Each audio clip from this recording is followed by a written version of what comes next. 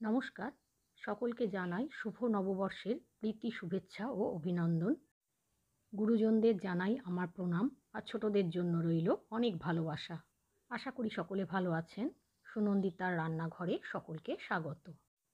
আজ আলু দিয়ে খাসির মাংসের ঝোলের রেসিপি আপনাদের সঙ্গে শেয়ার করব, যেটা এই গরমকালে কিন্তু ভাতের সাথে খেতে খুবই ভালো লাগে।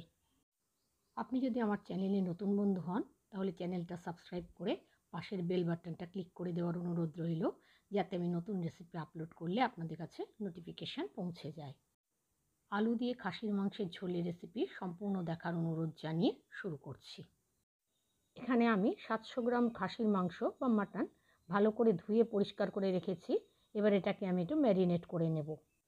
ম্যারিনেট করার জন্য দিয়েছি 1 চা চামচ আদা বাটা, 2 চা চামচ রসুন থেতো করা, রসুনটা এখানে বেশি দিতে হবে, 1 চা চামচ লঙ্কা বাটা, এখানে আমি শুকনো লঙ্কা কাঁচা লঙ্কা একসাথে মিশিয়ে বেটেছি, 1/2 চা চামচ কাশ্মীরি লাল লঙ্কার গুঁড়ো, 1/2 চা চামচ গোলমরিচ গুঁড়ো, এখানে গোলমরিচ গুঁড়োর বদলে আপনারা শুধু লঙ্কার গুঁড়ো নিতে পারেন, আর 1 চামচের একটু কম হলুদ গুঁড়ো, তার সাথে 2 টেবিল চামচ টক দই, আর দিয়েছি কিছুটা সর্ষের তেল।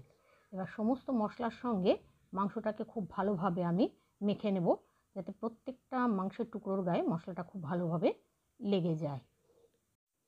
মাংসটাকে ম্যারিনেট করে আমি 1 ঘন্টা রেখে দিয়েছি। আপনারা এটা ইচ্ছা হলে সারা রাত্রিও রাখতে পারেন বা 1 ঘন্টার চেয়ে বেশি সময়ও রাখতে পারেন। রান্নাটা করতে গ্যাসে একটা কড়াই বসিয়ে তার মধ্যে 5 টেবিল চামচ সর্ষের তেল নিয়েছি। তেলটা ভালো করে গরম হলে 2টো আলু আমি টুকরো করে রেখেছি, সে আলুর টুকরোগুলো ভেজে নেব। সেগুলো কড়াইতে দিয়ে দিলাম।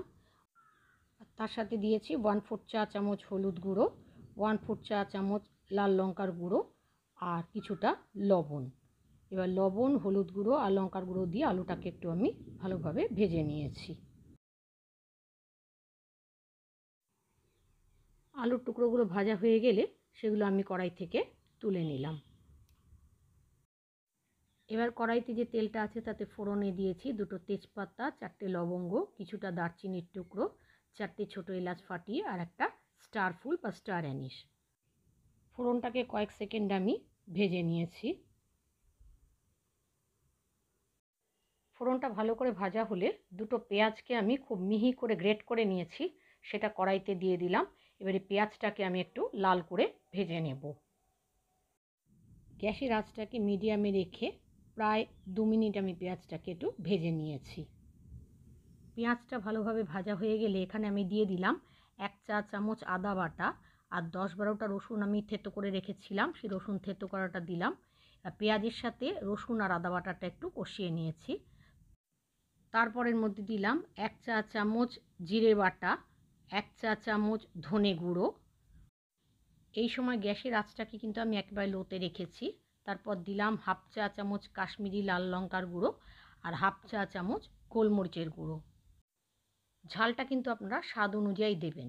মশলাগুলো যাতে পুড়ে না যায় সেজন্য অল্প অল্প জল দিয়ে মশলাটাকে আমি কষিয়ে নিচ্ছি। এরপর এর মধ্যে দিয়ে দিলাম 1/2 চা চামচ হলুদ গুঁড়ো আর স্বাদ অনুযায়ী লবণ। লবণ আর হলুদ গুঁড়োটা মিশিয়ে নেওয়ার পর একটা ছোটো সাইজের টমেটো আমি পেস্ট করে রেখেছি, সেই টমেটো পেস্টটা এখানে দিয়ে দিলাম। তারপর এই সমস্ত মশলা খুব ভালোভাবে আমি কষিয়ে নিচ্ছি যতক্ষণ না মশলার থেকে তেল ছেড়ে আসে।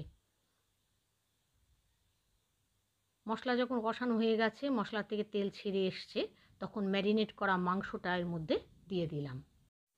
এবার ম্যারিনেট করা মাংসটাকে মশলার সাথে খুব ভালোভাবে কষাতে হবে। মাংস যত ভালো কষানো হবে তার স্বাদও কিন্তু তত ভালো হবে। গ্যাসের আঁচটাকে হাইতে রেখে কিন্তু আমি মাংসটাকে কষিয়ে নিচ্ছি।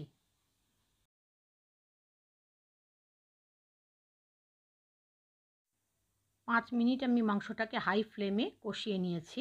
তারপর ভেজে রাখা আলুগুলো এর মধ্যে দিয়ে দিলাম। আলু দেওয়ার পরও মাংসটা আমি আরও বেশ খানিকক্ষণ ভালোভাবে কষিয়ে নিয়েছি। মাংসটা যখন খুব ভালোভাবে কষানো হয়ে গেছে তখন এটা নামিয়ে রেখে গ্যাসে একটা প্রেশার কুকার বসিয়ে দিলাম। এবারে প্রেশার কুকারের মধ্যে আমি সম্পূর্ণ মাংসটা নিয়ে নেব। আমি মাংসটা প্রেসার কুকারে সেদ্ধ করব, আপনারা কড়াইতেও করতে পারেন, তাতে সময় একটু বেশি লাগবে। সম্পূর্ণ মাংসটা প্রেসার কুকারে নিয়ে নিলাম। তারপর আমার যে পরিমাণ ঝোল দরকার সেভাবে আমি জল দিয়ে দিলাম। মোটামুটি মাংস আলু যতদূর আছে আমি সেই পর্যন্তই জল দিলাম। তারপর প্রেসার কুকারের ঢাকনাটাকে আমি বন্ধ করে দিলাম। এরপর হাই ফ্লেমে আমি 3টে সিটি দিয়ে নিয়েছি। তারপর গ্যাসের আঁচটা বন্ধ করে দিয়েছি। আর প্রেসার কুকারটা যতক্ষণ না ঠান্ডা হচ্ছে ততক্ষণে ঢাকনাটা আমি খুলব না। প্রেসার কুকারে প্রেসারটা সম্পূর্ণ রিলিজ হয়ে গেছে। এরপর আমি ঢাকনাটা খুলে নিলাম। খাসির মাংসের ঝোল আমার রেডি হয়ে গেছে। মাংস আলু সবই সেদ্ধ হয়ে গেছে। আমি মাংসের ঝোলটা এরকম পাতলা রেখেছি। এবার গ্যাসটা আবার আমি জ্বালিয়ে দিলাম।